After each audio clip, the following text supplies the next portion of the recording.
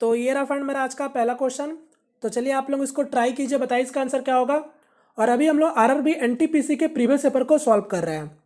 और ये मेरा पेपर 18 अप्रैल का पेपर है, जो कि सेकंड पार्ट होगा। ठीक है, तो इससे पहले थोड़ी देर पहले मैंने आपको फर्स्ट पार्ट में, जिसमें आपको जितना क्वेश्चन था मैंने करा दिया। अब जो बचे क्वेश्चन है मैं इसको इसमें खत्म करा दूंगा। ठीक है, तो आप लोग एक बार प्लेलिस्ट चेक कर लेना। प्लेलिस्ट में आपको सारा वीडियो मिल जाएगा एनटीपीसी का प्रीवियस पेपर का, वहां पर लाइन बाय लाइन। ठीक है, तो चलिए पहला क्वेश्चन आपके सामने है। और जैसे कि मैंने आपको बताया कि ये प्रीवियस पेपर हम लोग काफ़ी दिन बाद आपका सॉल्व कर रहे हैं, तो यहाँ पर आपको सारे क्वेश्चन अच्छे मिलेंगे और थोड़ा पैटर्न हट के मिलेंगे। तो इसलिए मैं चाहता हूँ सारे क्वेश्चन को आप लोग एक बार पहले खुद से जरूर ट्राई करो। तो पहला क्वेश्चन आपके सामने है, बिना कंफ्यूजन का बताओ इसका आंसर क्या होगा। क्या बोला है, मयंक एक वस्तु की विक्रय कीमत दोगुनी कर देता है तो लाभ 4 गुना हो जाता है। मूल लाभ प्रतिशत ज्ञात कीजिए। मतलब क्या बोल रहा है, क्वेश्चन को समझो। क्वेश्चन में कह रहा है कि मयंक जब आपका वस्तु का विक्रय कीमत, यानी जब वो सेलिंग प्राइस को जब डबल कर देता है तो उसका लाभ 4 गुना हो जाता है। तो आपसे सिंपली क्या पूछा है, मूल लाभ प्रतिशत यानी इनिशियल प्रॉफिट परसेंटेज आपसे पूछ रहा है। ठीक है, तो बताओ।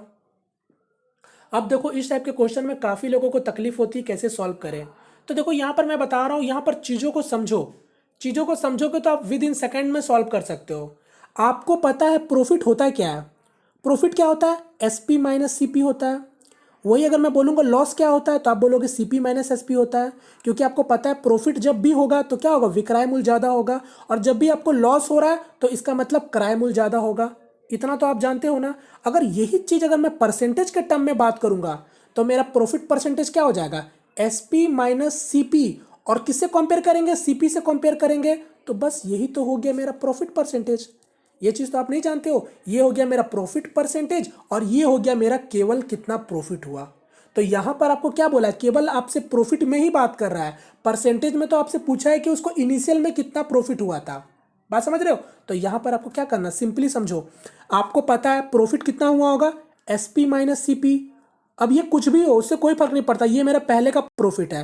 क्वेश्चन में क्या बोला, जब मयंक वस्तु का विक्रय कीमत दोगुनी कर देता है, यानी सेलिंग प्राइस को वो जब डबल कर देता है, यानी 2 एसपी। तो जब आपका सेलिंग प्राइस को डबल कर देता है तो मेरा प्रॉफिट कितना हो जाएगा, नया प्रॉफिट 2 एसपी माइनस सीपी। ये मेरा न्यू प्रॉफिट होगा कि नहीं होगा। तो वही बोला है, जब विक्रय कीमत को जब दोगुनी कर देता है तो लाभ 4 गुना हो जाता है। यानी पहले वाला जो लाभ है वो 4 गुना हो जाता है। यानी आप कह नहीं सकते हो कि एसपी माइनस सीपी ये 4 टाइम्स आपका हो जाएगा इक्वल टू देके। ये मेरा अभी का प्रॉफिट, जो नया प्रॉफिट हुआ जब सेलिंग प्राइस को डबल किए तो, और ये मेरा पहले का लाभ इतना था। तो जब आपका विक्रय कीमत को जब दोगुनी करता है तो लाभ 4 गुना हो जाता है। यानी पहले वाला 4 गुना हो गया, यानी दोनों अब मेरा एक बराबर प्रॉफिट हो गया। तो बस इसी को तो इक्वल करना था। ये चीज तो आपको समझना था। यहां पर देखो क्या है, 2 एसपी, यहाँ पर क्या है 4 एसपी। इधर इधर आ जाएगा तो क्या हो जाएगा, 2 एसपी हो जाएगा। यहाँ पर क्या हो जाएगा, -4 सीपी, और यहाँ पर -सीपी, यानी इधर आ जाएगा तो क्या हो जाएगा, 3 सीपी हो जाएगा। तो यहाँ से देखो ना, कॉस्ट प्राइस और सेलिंग प्राइस का आपका रेशियो नहीं निकल के नहीं आ गया। क्या रेशियो निकल के आ गया, 2 और 3 का निकल के आ गया। यानी कोई सामान 2 रुपए का था और 3 रुपए में मतलब बेचा गया है।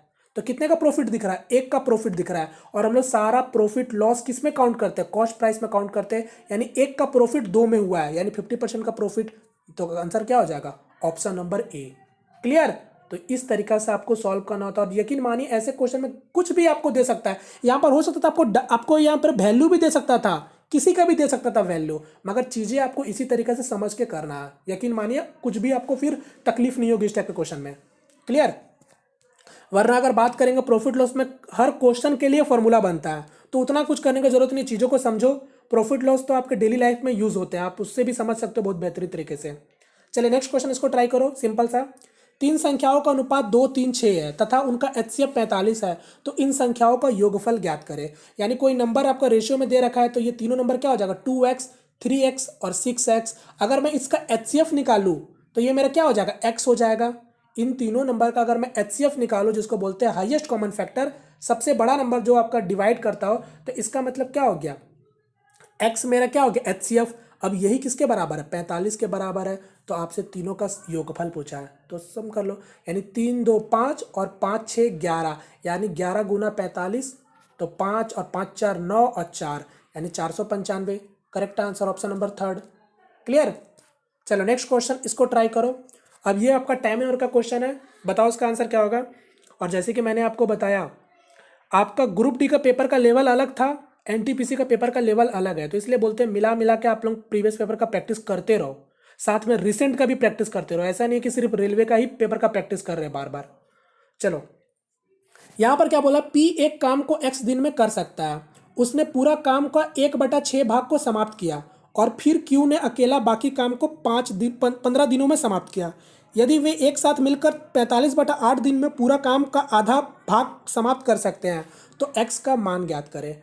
यानी क्वेश्चन में क्या कह रहा है, क्वेश्चन को समझो। क्वेश्चन में बोल रहा है कि पी कोई काम को एक्स दिन में कर सकता है, ठीक है, उसने पूरा काम का 1/6 भाग समाप्त कर दिया, यानी पूरा काम का 1/6 भाग, इसका मतलब समझ गए, यानी टोटल काम करना था 6, मगर वो एक काम समाप्त कर दिया 6 में से, यानी 6 में से एक काम समाप्त कर दिया। फिर क्या बोला, फिर क्यू ने अकेला बाकी काम को 15 दिन में समाप्त किया। यानी जब 6 में अगर एक काम अगर आपका पी कर दिया तो बचा कितना काम, 5 काम। अब ये 5 काम कौन समाप्त किया, क्यू समाप्त किया। कितने दिनों में, 15 दिनों में। तो 5 काम करने के लिए अगर वो 15 दिन ले रहा है तो एक दिन में वो कितना काम कर पाएगा, 3 काम कर पाएगा। यानी टोटल काम करने में उसको कितना दिन लगेंगे, 6 गुना 3 18 दिन लगेंगे। बात समझ गए, यानी आपको पता चल गया कि क्यू आपका 18 दिन में काम को खत्म कर सकता है। अब बोला क्या है क्वेश्चन में साथ में, कि जब दोनों लोग मिलके काम करते हैं तो 45/8 दिन में आधा काम केवल कर पाते हैं। तो आधा काम अगर 45/8 दिन में करेंगे तो पूरा काम कितने दिनों में कर पाएंगे, 2 गुना ज़्यादा समय लगेगा, यानी 45/4 हो जाएगा। तो बस यही तो आपको करना था, यहाँ पर हटाता हूँ मैं। यानी आपको पता चल गया कि क्यू आपका 18 दिन में काम को खत्म कर सकता है, और पी और क्यू मिलकर आपका 45/4 दिन में पूरा काम को खत्म कर सकता है। तो मेरा टोटल वर्क मेरा 90 ले लेते हैं, यानी आपका क्यू आपका एक दिन में 18×5 = 90 काम, मतलब 5 काम करेगा, और दोनों लोग मिल के आपका 45 2 4 2 8, यानी दोनों लोग मिल के 8 काम करेंगे और क्यू अकेला आपका 5 काम करेगा। तो इसका मतलब पी आपका एक दिन में कितना काम कर पाएगा, 3 काम कर पाएगा। तो टोटल 90 काम करने में आपका पी को कितने दिन लगेंगे, 30 दिन लगेंगे। तो यही तो क्वेश्चन ने पूछा था आपसे, पी एक काम को एक्स दिन में कर सकता है, यानी 30 दिन में कर सकता है, तो आंसर हो जाएगा ऑप्शन सेकंड। क्लियर। तो यहाँ पर मैं स्टेप बाय स्टेप लिख रहा हूँ ताकि सभी लोगों को समझ आए, वरना चीज़ों को जब समझने लगोगे तो करने का एकदम भी जरूरत नहीं है। चलो नेक्स्ट क्वेश्चन, वह साधारण ब्याज दर ज्ञात करें जिस पर एक धनराशि साधारण ब्याज के दर से 10 वर्षों में 5 गुनी हो जाती है। चलो बताओ इसका आंसर। जैसा चाहो वैसा बनाओ, कोई आपकी मर्जी, जैसा चाहो वैसा बनाओ। यहाँ पर आपसे क्या पूछा, रेट पूछा है, तो रेट इक्वल टू मेरा क्या होता है, n-1/100/t। आपसे रेट पूछा, टाइम पूछे, कोई फर्क नहीं पड़ता है। हालांकि यहाँ पर तो इतना नॉर्मल सा क्वेश्चन दिया हुआ, आप इसको ओरल ही सॉल्व कर सकते हो, मगर कभी भी अगर आपको क्वेश्चन में पॉइंट में दे दे या फिर कुछ भी में भी दे दे आपको, आप इस फॉर्मूला का मदद ले लेना। तो n क्या है, 5 गुना हो जा रहा है, यानी 5 गुना हो रहा है तो 5 से एक जाएगा 4, 4 गुना 100, और कितने समय में, 10 साल में। यानी आपका क्या हो गया, 10 गुना 4 40%। Correct answer first. चलिए नेक्स्ट क्वेश्चन। अब देखो एक क्वेश्चन आपसे ये पूछा गया था, ठीक है, हालांकि ये क्वेश्चन आपको आप रीजनिंग में ले सकते हो, बट मैंने आपको इस टाइप का क्वेश्चन बहुत कराया था जब मैं आपको एनटीपीसी का प्रीवियस पेपर सॉल्व कराता था। तो एनटीपीसी में इस टाइप का क्वेश्चन आपका बना है, जहां पर आपको एक पैराग्राफ टाइप का दे दिया गया जिसको आपको पढ़ के सॉल्व करना, उसके बाद आपसे 3 क्वेश्चन आपके पूछे जाते हैं पेपर में। तो इसको आप लोग एक बार ट्राई कर सकते हो, मैं जल्दी से बता देता हूँ। बैंड डायग्राम से क्वेश्चन है, क्या बोला है कि निम्नलिखित प्रश्न नीचे दिए गए जानकारी पर आधारित है, ठीक है। किसी शहर के एक कॉलेज के सभी 3200 विद्यार्थियों को 3 भाषाओं अंग्रेजी, तेलुगु और हिंदी में से कम एक भाषा आती है, ठीक है। नॉर्मल सा बोल रहा है कि कोई शहर में, कोई कॉलेज में टोटल 3200 स्टूडेंट है, जिसमें से तीनों मतलब 3200 स्टूडेंट में 3 भाषा, टोटल आपके 3200 स्टूडेंट है जिसमें से आपका 3 भाषाएं है, जिनमें से कम आपका एक आदमी को एक भाषा आता ही होगा कॉलेज में। बात समझ गए, यहाँ पास कॉलेज नहीं है, शहर है, ठीक है, शहर के कोई कॉलेज में।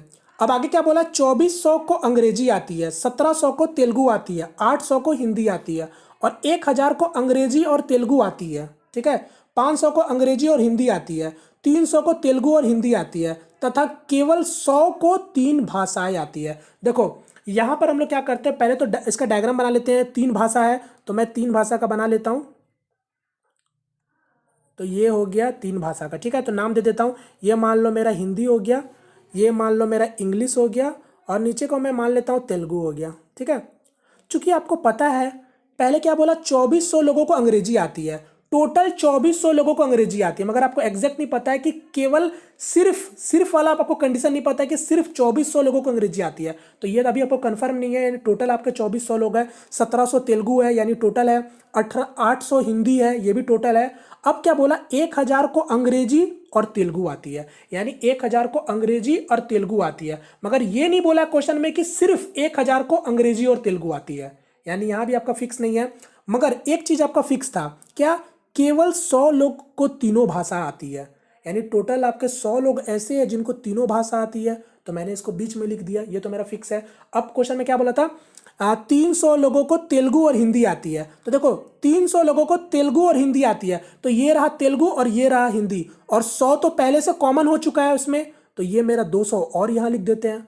बोलो क्लियर है, देख लो मेरा तेलुगु और हिंदी में 300 लोग हो गए कि नहीं हो गए, हो गए, क्वेश्चन पूरा सेटिस्फाई कर रहा है। फिर क्या बोला था, 500 को अंग्रेजी और हिंदी आती है, तो अंग्रेजी और हिंदी, यानी अंग्रेजी और हिंदी, तो यहां पर 100 तो पहले से कॉमन हो गया, यानी यहां पर आपको और 400 आ जाएगा, ये भी मेरा हो गया 4 और 5 500 हो गया।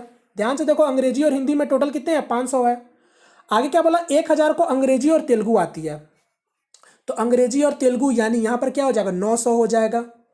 अंग्रेजी और तेलुगु में देख लो मेरा 900 और 100, 1000 हो गया, यहाँ भी हो गया। अब आगे क्या बोला था, 800 लोगों को टोटल हिंदी आती है। अब मेरा टोटल हिंदी में काउंट करो कितने हो गए, 400, 500, 2 700, यानी बचे 100, क्लियर। 1700 को तेलुगु आती है, तो 900 और 1000 1200, यानी 500 बच गया। तेलुगु में केवल ऐसे लोग हैं जिनको 500 लोगों को सिर्फ तेलुगु आती है। फिर आगे क्या हो गया आपका, 2400 लोगों को अंग्रेजी आती है, तो टोटल कितना हो गया, 9 4 13 और ये 14, यानी टोटल 1000 ऐसे लोग हैं जिनको केवल और केवल अंग्रेजी आती है। अब ये मेरा डाटा पूरा सॉल्व हो चुका है। अब इससे रिलेटेड जो भी क्वेश्चन आपसे बनते हैं अब वो आपको सॉल्व करते चलना है। पहला क्वेश्चन क्या है, कितनों को तीनों में से केवल एक भाषा आती है, चलो आप ही मुझे बता दो। अब तो तीनों में से केवल एक भाषा आने वाली व्यक्तियों की संख्या कितनी है, तो यहां पर देखो 100 लोग, 500 लोग और 1000, ये तीनों आपके एक एक भाषा जान रहे हैं, यानी 1000 और 500, 1500 और 1600, आंसर हो गया 1600 लोग ऐसे हैं जिनको केवल एक ही भाषा आती है। क्लियर, हटाता हूं मैं इसको। नेक्स्ट क्वेश्चन इसी पर बेस है, कितने को तीनों में से केवल एक भाषा आती है। अब आप ही बताओ, कितनों को तीनों में से केवल एक भाषा आती है, तो यहां पर भी तो वही आंसर हो जाएगा 1600। कितनों को तीनों में से केवल एक भाषा आती है, तो यहां पर भी 1600 हो गया। शायद लगता है क्वेश्चन वही है ना, मैं इसको हटाता हूं, हाँ वही क्वेश्चन है, चलो हटाओ, आगे हटाओ। यहां पर देखो, यहां पर क्या बोला, कितनों को केवल हिंदी आती है। देखो केवल की बात कर रहा है, केवल हिंदी, तो हिंदी की संख्या कितनी है, 100 है, तो आंसर हो गया ऑप्शन थर्ड 100। ठीक है, नेक्स्ट नेक्स्ट नहीं, बस उतना ही था। ठीक है, तो वो शायद 2 क्वेश्चन आपका पूछा गया था उसी टाइप से, 1600 आंसर था। चलो नेक्स्ट क्वेश्चन, अब इसको ट्राई करो जल्दी से। दो संख्याओं का एचसीएफ 23 है तथा उनका एलसीएम 1035 है। यदि उनमें से एक 207 है तो दूसरा x है, तो x बटा 23 ज्ञात करें। चलो बताओ जल्दी से। हम लोगों को पता है कोई भी दो नंबर का प्रोडक्ट उसी के एलसीएम इंटू एचसीएफ के बराबर होता है। तो पहले तो आप निकाल लो दूसरा नंबर है क्या, तो एलसीएम एचसीएफ क्या है, 23 गुना 1035। अब पहला नंबर आपको दे रखा 207, तो ये हो गया 207, आपका निकाल लो पहले नंबर। तो देखो मेरा बात समझो, ये मेरा क्या आ गया, ये मेरा निकल के आ गया पहला नंबर। आप इसको सॉल्व करोगे तो, मगर आपको क्या बोला था, x बटा 23 ज्ञात करें, यानी इस नंबर का 23, ठीक है, इस नंबर का 23वां भाग आपको बताना है। तो 23 से पहले 23 को काट लेते हैं सीधा सीधा, और यहाँ से 207 को काट लेंगे कितने बार में, 5 बार में कट जा रहा है ना, हाँ कट जा रहा है 5 बार में, तो आंसर क्या हो जाएगा, ऑप्शन नंबर थर्ड। क्लियर, कोई जरूरत नहीं पूरा निकाल के फिर 23 से करोगे। चलो नेक्स्ट क्वेश्चन, इसको ट्राई करो जल्दी से। यहाँ पर क्या बोला, सुनीता और शीला की आयु में अंतर 12 वर्ष है। यदि 9 वर्ष पहले बड़ी की आयु छोटी की आयु से 4 गुना थी तो उनकी वर्तमान आयु क्या होगा। चलो बताओ जल्दी से। ये हो गया सुनीता और ये हो गई शीला, ठीक है। क्या बोला, 12 वर्ष का अंतर है, तो हम लोगों को पता है एज का कॉन्सेप्ट में क्या होता है, एज कभी भी आपका जो डिफरेंस होता है वो कभी भी चेंज नहीं करता, चाहे 10 साल पहले चाहे 10 साल बाद। तो 12 साल का अंतर है, इतना तो पता है। अब बोल रहा 9 साल पहले, यानी 9 साल पहले की बात हो रहा है। 9 साल पहले मतलब ये 9 साल पहले बड़ी की आयु छोटी की आयु से 4 गुना थी।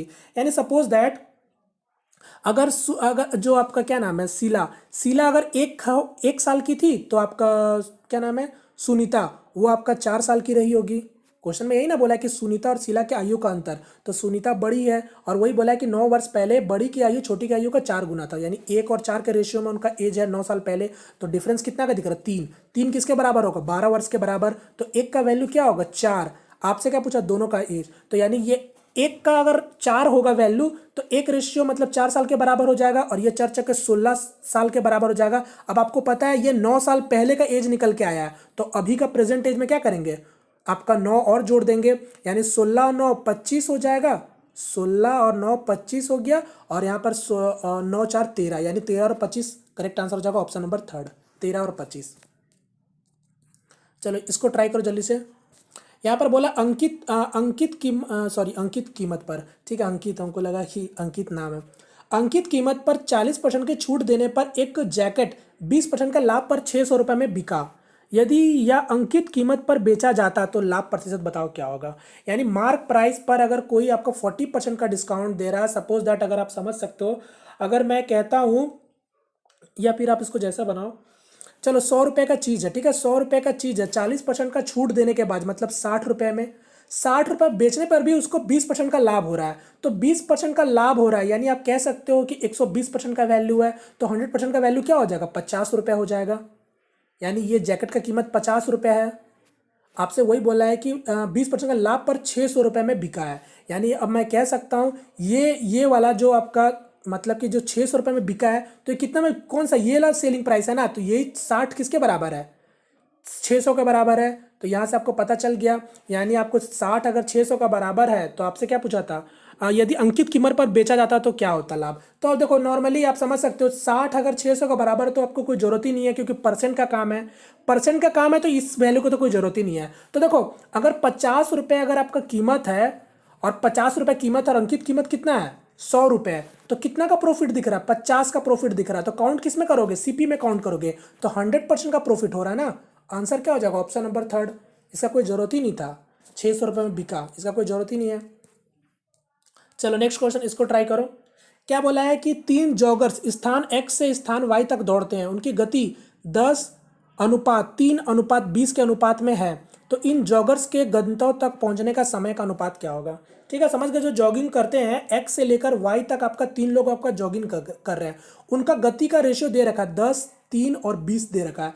अब बोल रहा है कि इन जॉगर्स को गंतव्य तक पहुंचने का समय अनुपात ज्ञात करें, यानी आपसे टाइम का उन लोगों का रेशियो पूछ रहा है। हमको पता है और आपको भी पता है स्पीड क्या होता है, स्पीड क्या होता है? टाइम का इन्वर्सली प्रोपोर्शनल होता है। यानी स्पीड अगर आपका बढ़ेगा तो टाइम क्या होगा? घटेगा, या फिर आप ऐसे ही बोल सकते हो जब टाइम बढ़ाओगे तो स्पीड कम लगेगा।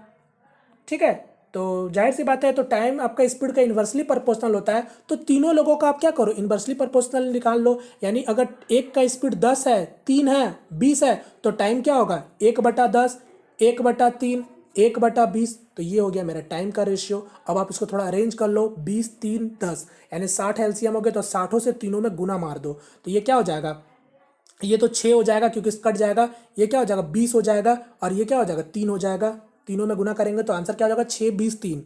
तो करेक्ट आंसर हो जाएगा ऑप्शन 3। चलिए नेक्स्ट, इसको ट्राई करो जल्दी से। किसी अनुपात में 30% पोटेशियम नाइट्रेट घोल को 60% पोटेशियम नाइट्रेट घोल के साथ मिश्रित किया जाना चाहिए, ताकि परिणाम स्वरूप घोल में 40% का पोटेशियम नाइट्रेट हो जाए। तो बताओ किस अनुपात में मिला है। तो एलिगेशन लगा दो डायरेक्ट। तो ये 30% का है और ये आपका 60% का है, मिला के 40% चाहिए, तो क्या हो जाएगा? 20 और 10, यानी 2 और 1 के अनुपात में मिलाना चाहिए। तो करेक्ट आंसर हो जाएगा ऑप्शन फर्स्ट।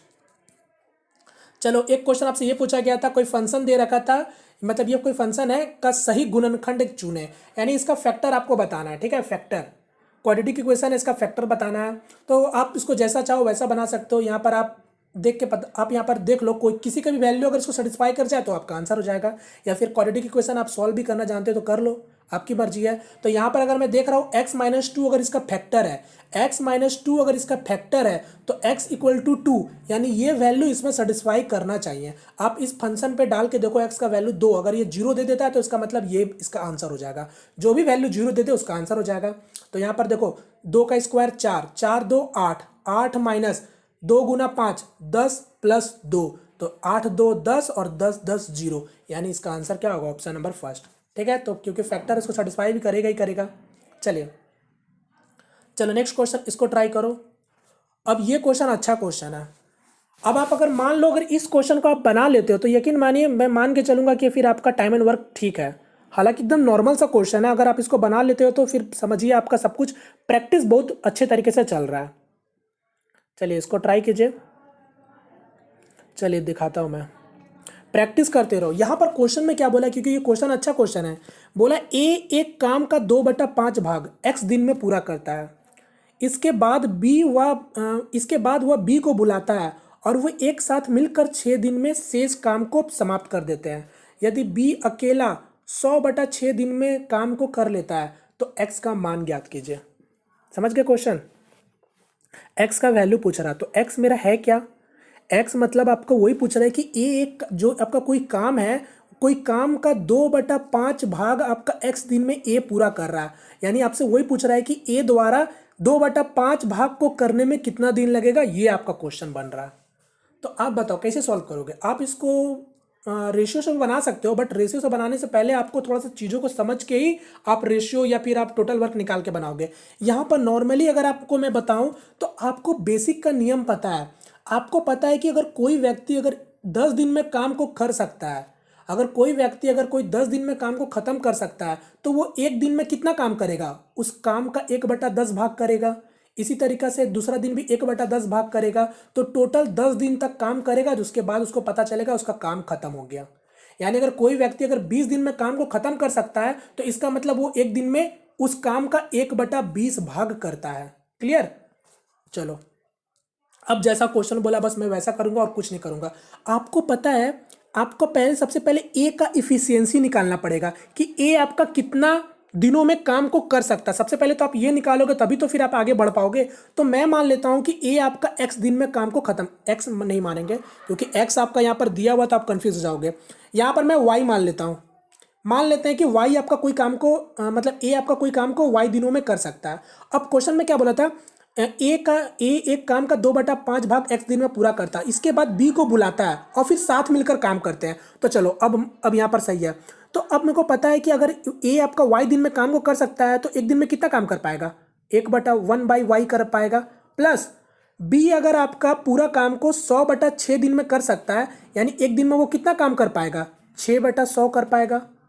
बात को समझो, ये लोग मिलके कितना दिन तक काम किए? 6 दिन तक काम किए। क्वेश्चन में बोला था कि पहले 2/5 भाग ए काम को कर देगा, यानी 2/5 भाग अगर ए काम का कर देगा, इसका मतलब आप समझ रहे हो टोटल 5 में अगर 2 काम ए करके चला जाएगा, मतलब चला नहीं जाएगा, साथ में फिर काम करेगा, यानी बचे जो काम होंगे 3/5 वो दोनों लोग मिल के करेंगे 6 दिन में। समझ गए? तो बस यही तो आपको चीज़ समझना था। अब आप यहाँ से y का वैल्यू नहीं निकाल लोगे, अगर y का वैल्यू निकल गया तो फिर क्वेश्चन में कुछ बचा क्या? तो यही चीज़ आपको समझना था। तो यहाँ पर अगर मैं देख रहा हूँ, अगर देखो 50, ये 100/6 भी देख के आपको कंफ्यूज कर रहा है कि नहीं? ये 3/50 आप इसको बोल नहीं सकते थे क्वेश्चन में? ये 3 है, 3 से काटेंगे कितने बार में? 2 बार में काट देंगे। यहाँ पर अगर मैं 1/y को अगर यही रख देता हूँ तो ये मेरा क्या हो जाएगा? यहाँ पर देखो 1/5 और चूंकि 2 यहाँ पर है तो 2 भी यहाँ पर आपका हो जाएगा, और यहाँ से मेरा क्या हो जाएगा? 2 3 6, यानी आपका -6/50। ऐसे सही है? अब इसको मैं सॉल्व करता हूँ तो नीचे आपका एलसीएम तो 50 का 50 ही होगा, 5 10, यानी ये 10 हो गया और ये आपका 6 हो गया। 10 से 6 जाएगा कितना हो जाएगा? 4 हो जाएगा। 4 से काटेंगे कितने बार में?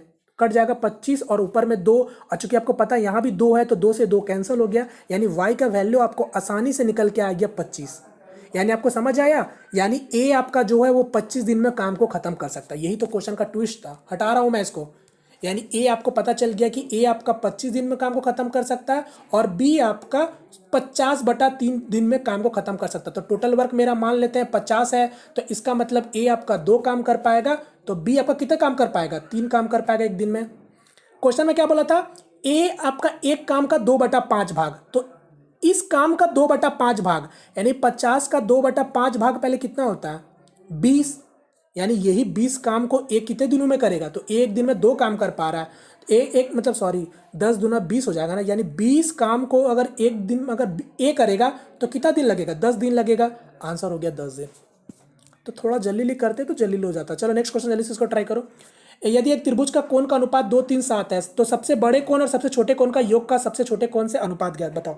अच्छा, सबसे छोटे कोण का योग और सबसे छोटे कोण क्या लिखा, तब सबसे बड़े कोण और सबसे छोटे कोण का योग का एक सबसे बड़ा कोण और सबसे छोटे कोण का योग सबसे छोटे कोण से। अच्छा ठीक है, तो देखो 2 3 7 का रेशियो में कोई ट्रायंगल का आपको कोण अनुपात दे रखा है, तो सम कितना होता है, टोटल का सम कितना होता है मेरा 180 होता है। यानी आप समझ रहे हो 3 2 5 और 5 7 12, यानी 12 गुना 180, यानी x का वैल्यू 15, यानी 15 2 30, तो आपको पता चल गया। यानी छोटा कोण कितना होगा 30 का होगा, सबसे बड़ा कोण 15 सते 105, यानी 105 हो गया। क्वेश्चन में क्या पूछा था, सबसे बड़ा कोण और सबसे छोटा कोण, यानी इन दोनों का सम, यानी 135 होगा ना 135 बटा, और सबसे छोटा कोण कितना था मेरा 30 ही था, इसी का आपसे अनुपात पूछा था।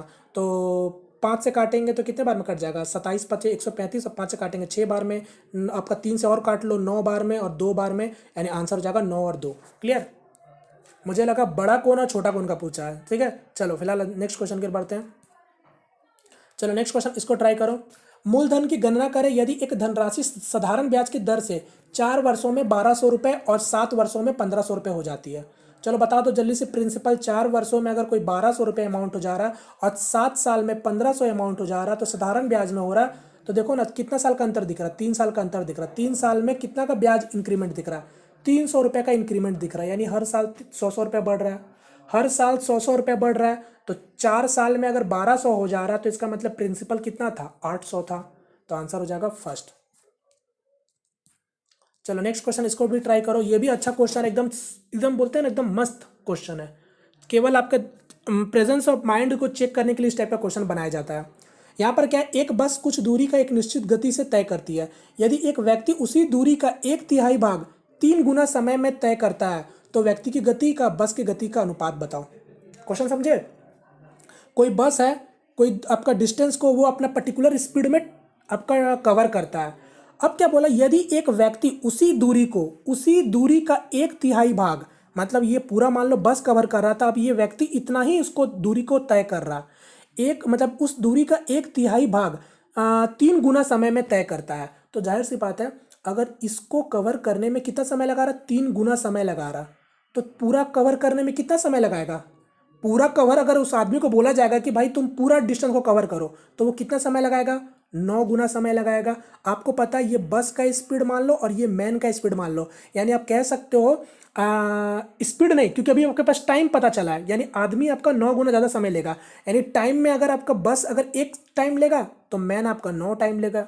अब आपको पता है स्पीड टाइम का क्या होता है, इन्वर्सली प्रोपोर्शनल होता है, यानी 9 और 1 का रेशियो होगा, यानी स्पीड का रेशियो क्या होगा 9 और 1 का। तो करेक्ट आंसर क्या हो जाएगा, नहीं नहीं आपसे पूछा क्या, व्यक्ति की गति और बस की गति पूछा है ना, तो व्यक्ति का गति यानी 1 और 9 होगा, आंसर होगा ऑप्शन थर्ड। तो देख लेना ऐसे भी कंफ्यूजन होता है, 1 और 9 होगा, ठीक है 1 और 9। क्लियर, चलो चलो नेक्स्ट क्वेश्चन, इसको ट्राई करो। ये एक स्तंभ की छाया की लंबाई 24 मीटर कम हो जाती है जब सूर्य का उन्नयन कोण 30 डिग्री से 60 डिग्री हो जाता है, तो स्तंभ की लंबाई बताओ क्या होगा। ये हाइट एंड डिस्टेंस का क्वेश्चन है, जल्दी से बताओ इसका आंसर क्या होगा।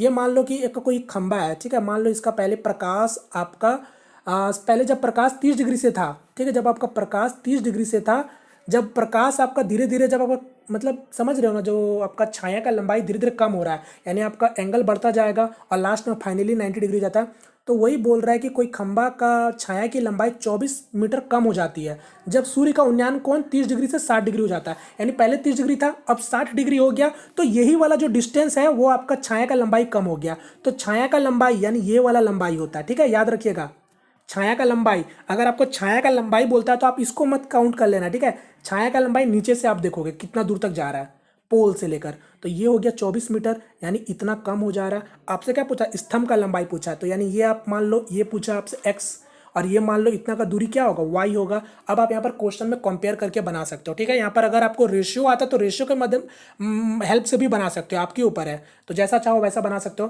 तो पहले मैं इस ट्रायंगल का मदद ले रहा हूँ, तो मैं उम्मीद करता हूँ कि आपको हाइट एंड डिस्टेंस पता होगा, अगर नहीं पता तो जरूर से जाके देख लेना, ऊंचाई और दूरी मैं आपको सब कुछ करा चुका हूँ। तो यहाँ पर मेरा क्या हो जाएगा, अगर मैं लेता हूँ 1060, तो 1060 मेरा कितना होता है 1/√3, 1060 सॉरी √3 होता है ना, 1060 आपका √3 इक्वल टू x/y हो जाएगा। ठीक है, एक्स बाई वाई हो गया, यानी यहाँ से मेरा वाई का वैल्यू अगर मैं निकालना चाहूँ तो मेरा वाई का वैल्यू क्या निकल के आ गया, एक्स बाई रूट थ्री निकल के आ गया। अब उसी तरीके से ये पूरा ट्रायंगल यानी 30 डिग्री से हम लेंगे तो 30 डिग्री में 10 30 कितना होता है, 1/√3 होता है। यहाँ पर क्या हो जाएगा मेरा एक्स बाई वाई प्लस 24 हो जाएगा। बोलो ये सब क्लियर है ना सबको। तो यहाँ से मेरा y का वैल्यू क्या निकल के आएगा, अगर मैं x को वहाँ भेजूँ तो यहाँ से मेरा y का वैल्यू क्या आ जाएगा, y इक्वल टू, ठीक है, y इक्वल टू 3√3x-24। ठीक है ना, सब कुछ गड़बड़ नहीं हो रहा ना, नहीं हो रहा, चलो ठीक है। अब देखो यहाँ पर y का वैल्यू यहाँ से निकल के आ चुका आपका और यहाँ पर y का वैल्यू निकल के आ गया। तो डायरेक्ट आप क्या करो, दोनों का y को कंपेयर करके x का वैल्यू निकाल लो, क्योंकि x मेरा क्या है, स्तंभ का लंबाई है। तो देखो यहाँ से भी है दोनों, तो दोनों को मैं इक्वल कर ले रहा हूँ। तो x/√3 है और यहाँ पर 3√x है, तो मैं इसको हल्का सीरियस कर देता हूँ। ये मैं सिर्फ स्टेप लिख रहा हूँ, ठीक है, ऐसा मत सोच रहा इतना समय लगा के अगर मैं सॉल्व करूँगा तो क्या होगा। ये सिर्फ समझाने के लिए है। अगर ये चीज़ मैं डायरेक्ट कर दूँ रेशियो से तो आप फिर बोलोगे कैसे मैं कर रहा हूँ, और कुछ नहीं है। तो ये आपका √3x-24 इक्वल टू x/√3। अब √3 अगर वहाँ जाएगा तो क्या हो जाएगा, 3x हो जाएगा। यहाँ पर क्या हो जाएगा, ये वाला 324 हो जाएगा और ये x हो गया। अब ये आपका उधर चला जाएगा तो क्या हो जाएगा, 2x इक्वल टू, ठीक है, कुछ गड़बड़ कर रहा हूँ क्या, 3x, ठीक है, 3x इक्वल टू 3 रूट, अच्छा सॉरी, अच्छा ये रूट इसको मैंने 24 को कर दिया। मैं वही सोच रहा था कि मैं इसको क्यों कर, तो इसको हल्का इरेज कर लेते हैं, कोई टेंशन वाली बात नहीं है। वही सोच रहा था कि अब 24 कैसे आ गया इसमें, ठीक है। तो ये क्या हो जाएगा मेरा 24√3 हो जाएगा इक्वल टू एक्स। तो ये आ जाएगा तो क्या हो जाएगा 2x इक्वल टू 24/√3। 2 से काट लोगे तो 12√3, यानी x का वैल्यू क्या आ गया 12√3। तो करेक्ट आंसर हो जाएगा 12√3। क्लियर, चलिए ये था आपका क्वेश्चन का आंसर। चलिए नेक्स्ट क्वेश्चन की ओर बढ़ते हैं।